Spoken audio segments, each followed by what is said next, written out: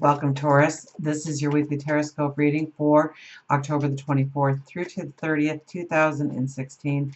My name is Tilly, and this is Tarot with Tilly.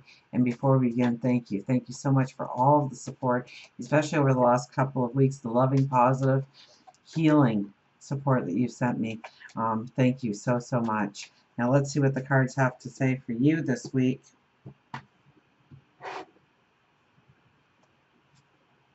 Page of Cups. This is where a mentor could come into your life, or you could become the mentor depending on your life stage. The veil is very thin here for you. This is definitely a week to put out those affirmations of what you want in your life to God, your angels, your spirit guides, to the universe, to expect the magic to come into your life in one way or another. Beautiful first card. Then we have the Ten of Wands. We have some housekeeping to do.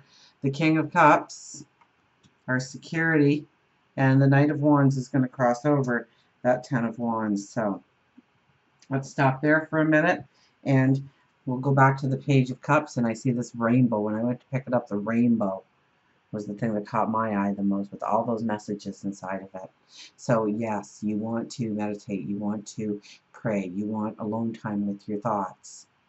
You want to unplug, you want to quiet your life a little bit so that you can let the messages come in, to allow your intuition to work, to listen to your angels and your spirit guides, to listen to God, the universe, in where it is trying to lead you.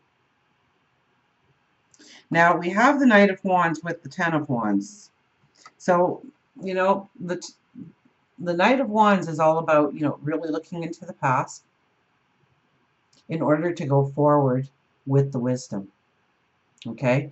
And you have to decipher somehow through the wisdom that you've taken in what is good, what is bad. And I talked about this a little bit in the weekly overview. So everything with Scorpio, and we have the sun in Scorpio at the end of the week. We have the moon in Scorpio beginning of the week. Mercury moves into Scorpio. So we have a lot of strong Scorpio energy. And with Scorpio, it's black or it's white. There is no gray. So you've got this big gray bucket filled, and now you have to sort it out. You have to put the black with the black and the white with the white. What belongs in your life, what doesn't belong in your life. You have to do some kind of housekeeping, and I almost think it's more a mental housekeeping than anything else, but it has something to do with all the wisdom that you've accumulated so far. And you're going to need to take certain wisdom forward with you. You're going to need to tap into some of those past ideas, perhaps.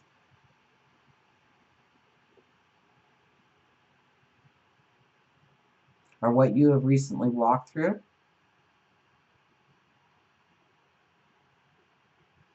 To understand where you are going, so that you are not, maybe you've got your hand in too many pots right now, and so you need to bring it into one or two major areas.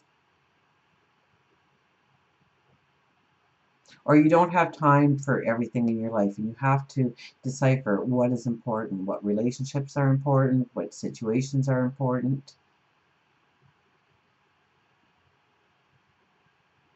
so that you have the vitality to go forward, so that you have a straight path forward.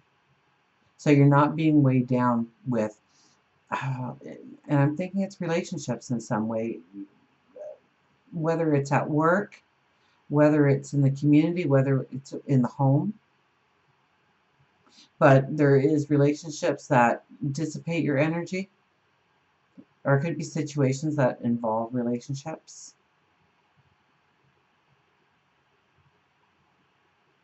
And you have enough information to make the right choices to go forward. Now we have the King of Cups here, and the King of Cups is all about your security. Okay, he is the stereotypical dad in the deck. Okay, he's the one who goes out and creates a living, an income, so that he can put food on the table, a roof over the heads of the people he loves. And so this really is about you and your independence and your security through your own independence by, maybe part of this is seeing where you have been leaning on people that you don't need to lean on anymore, that you can stand straight and strong on your own, that you don't need to lean on them. You don't need to depend on them in a certain way going forward. We have the Two of Swords as our underlying energy. So there are decisions to be made, absolutely, and we have to rip off that blindfold. We have to look at the things that we are uncomfortable looking at. And so that's another Scorpio energy, going deep within our emotions, deep within our thoughts, to uncover, to reveal, to understand. So it's really about ripping that blindfold off. It's really about looking at things from a realistic perspective based on the information that you have obtained, the wisdom that you have obtained. And you have, so don't say you haven't, because you have. The cards definitely say that you have the wisdom. Now it's time to go inside and bring that wisdom out and look at it and understand the situation or situations for how they really are, and how they affect you going forward, your strength. We have the Queen of Pentacles. Now this is feeling confident. This is, your thoughts are alive here. Okay, your thoughts are, pay attention to your thoughts. Journal maybe this week of your thoughts in your quiet moments, the aha moments, the epiphanies that come to you, waking or sleeping. Because you get the surge of confidence throughout the weekend that you can do, that you can overcome, that you've got this, that you are ready to go forward, that you are going to bring in the wealth or the love that you want in your life. Because Pentacles and, money and love are really on the same planes here of vibration. So it could be either or it could be both. But there's a confidence in you, a knowing. So, and I think that's by ripping off the blindfold. We have the Moon with the Queen of Wands. Everybody's getting so many diplomats already. Okay, so the Queen of Wands is the quiet one in the deck. She's like a judge. She takes in all the information, and only then will she make a decision going forward, but it's right. And so you're going within. So maybe it is about relationships and how you feel about certain relationships. Do they lift you up? Do they bring you in joy? Do they serve a common goal? Do they dissipate your energy?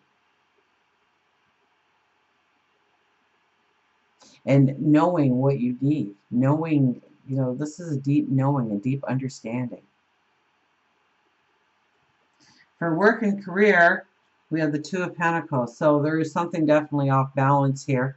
And it's either not allowing you to work in the fashion that you want to work in, or you are putting way too much time into work and you need to pull it back just slightly and put your energy into other areas of your life. Okay, if we're constantly going in and taking the overtime to show the boss that we can handle it and we can do it, so we get that raise, we get that promotion, and we do this consistently, what happens is our relationships start to falter. Our spirituality, we get disconnected. Our health can go. Because we are only putting our focus and our energy and our time and our resources in one area of our life. And this definitely has to do with work. So you're either not being able to push forward in work because other things are distracting you, pulling you away, and so you need to get that in line so that you can put the energy into work, or you're putting way too much time into work. So it's one or the other for you. Now, this is just asking you to bring in more of a balance into your life so that you can accomplish in all areas, not just a one or a single area of your life, but all of it comes together and works together for you. For relationships, we have the Seven of Pentacles. What are you cultivating? So I think I kind of called it there with really understanding relationships and how you fit in the relationship or the partnership or the alliance. This could be in the community. This could be in the workplace. But here it's also in love. Very close relationships. What are you cultivating in this relationship? What do you want from this relationship? What does it give you? Does it give you that feeling of you can be independent and strong and courageous, or does it give you that feeling of security, of comfort, of warmth, of compassion, of love, of respect? And how are you cultivating that in your life? What do you give into the relationship in order to get that back out of the relationship? So I think that's a very strong message for you this week, because all I see is that gigantic moon behind you. So it probably has a lot to do with the Scorpio new moon, where you come to some realizations about love in your life and what is really needed within a relationship, and what you take from the relationship, but also what you give to the relationship. And does it bring in a balance? Is there a balance there? Is there a give and take there? Or is it one-sided? And how do we remedy that? So what are you cultivating? And until we meet again, remember, I do love you.